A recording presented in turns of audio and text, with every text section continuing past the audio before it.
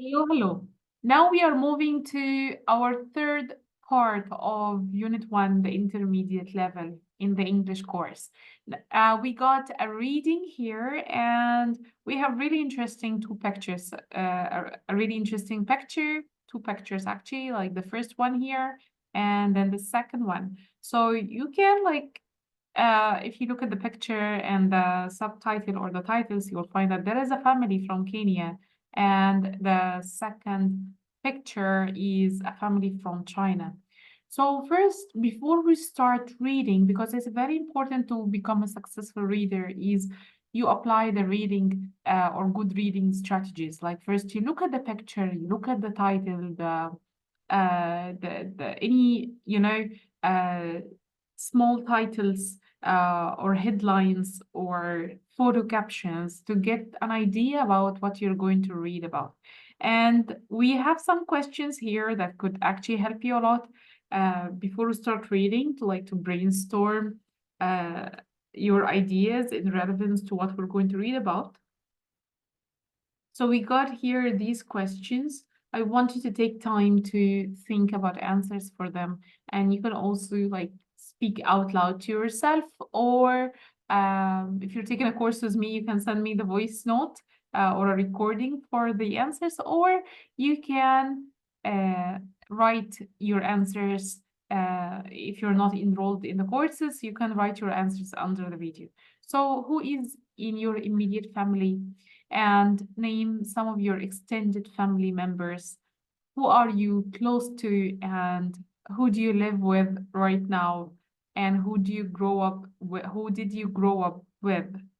So take time to answer these questions. Don't get lazy, like, no, I don't want to answer them. It's very good that you start to practice, whether by speaking or writing, to help you use your vocabulary and the English inside your mind.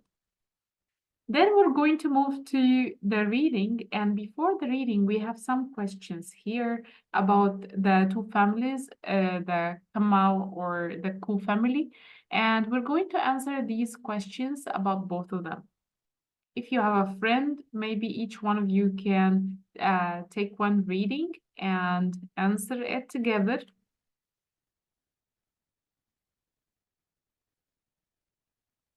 Okay, let me just make a circle on the questions.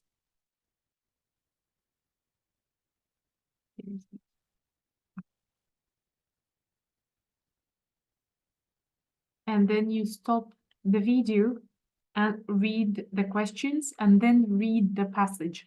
Don't read the passage first, read the questions first to help you find notes of the questions faster.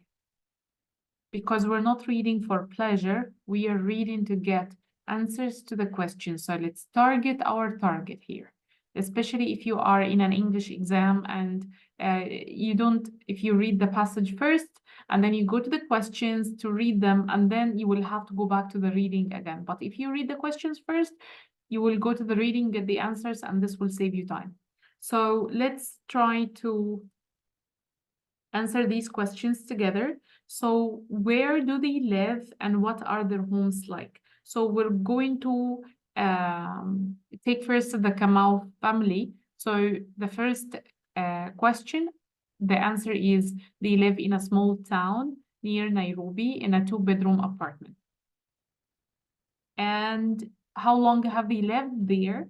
Since 1996. Number 3, what jobs do the parents do and do they earn much money? So Boniface is a taxi driver and Pauline is a dressmaker. You remember dressmaker? And they don't earn much money.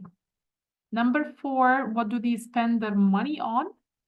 On rent, helping parents, brothers and sisters, and school fees. Quite a challenging life, like a lot of people. And number 5, what do you learn about the children and what do they do? Joyce is in her third year, or Joyce, according to how she pronounces her name. Joyce is in her third year of school, and Sharon will start preschool next year.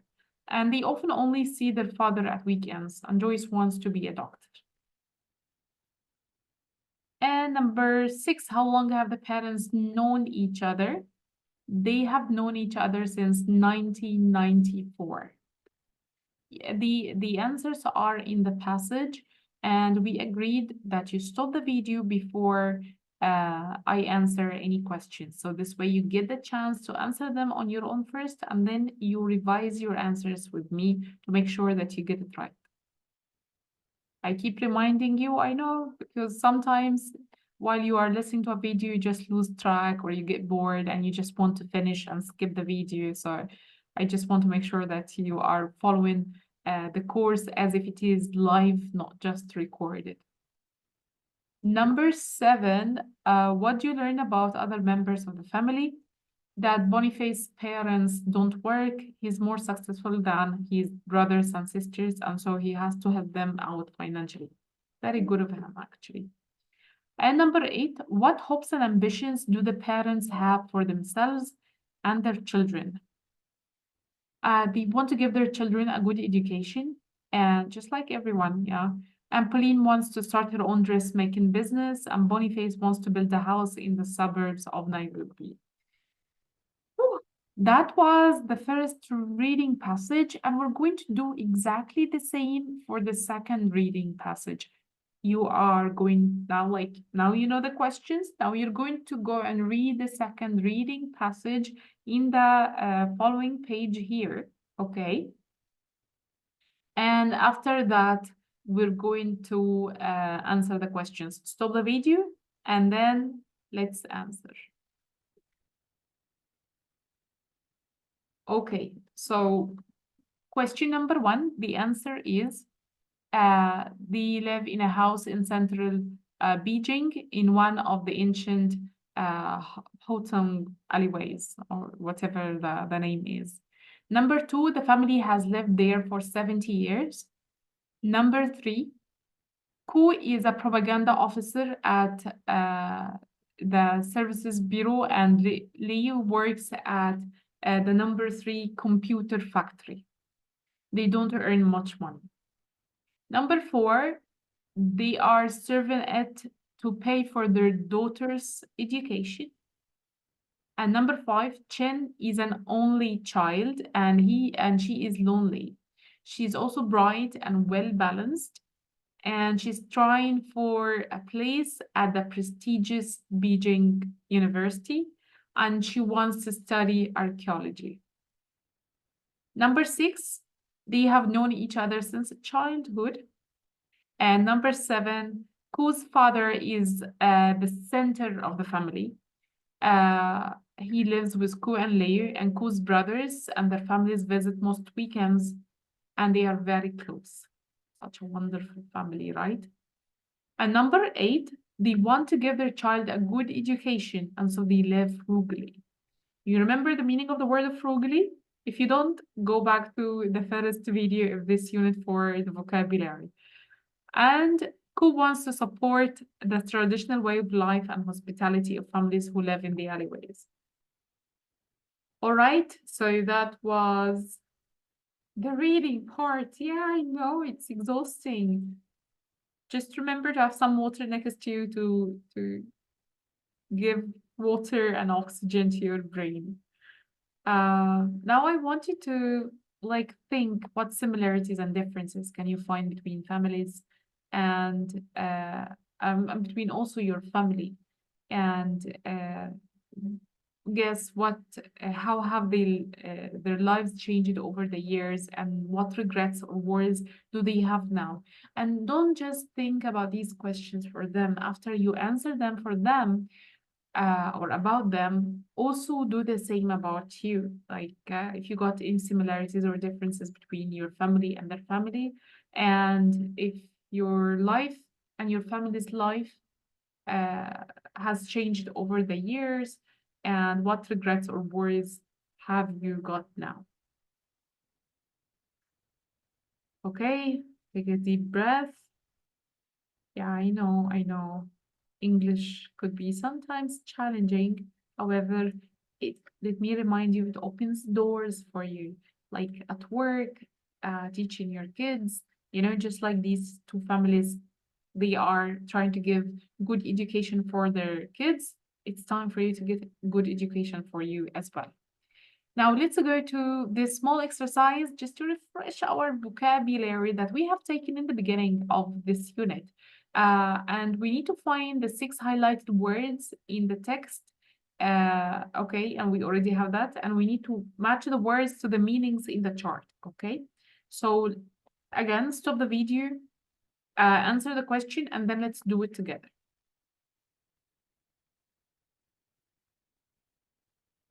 I hope you did pause the video. All right, so we got the first one, someone who makes clothes, dressmaker, with only one floor, single story, an old house in bad condition. Uh, you can say slum, shared by a group of people, communal, and broken, you can say cracked, worried, stressed. Very good. And then the Ku family, loved and treasured, cherished. Yes, I know. It's a beautiful word.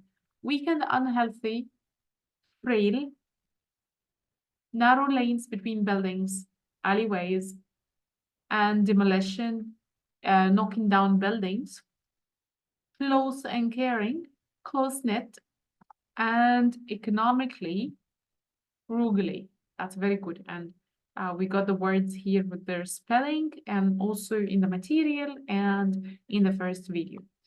Okay, so I want you now to take some time to write down, do it as speaking with yourself or write down under the video. In what ways are these families typical of their country? And what is a typical family in your country? And is there such a thing like a typical family? And if your family is typical, why or why not? So write down your ideas and then get a very good break because we're about to move to the last 2 pages of Unit 1. Yes, let's take a break and then move to the last video of Unit 1.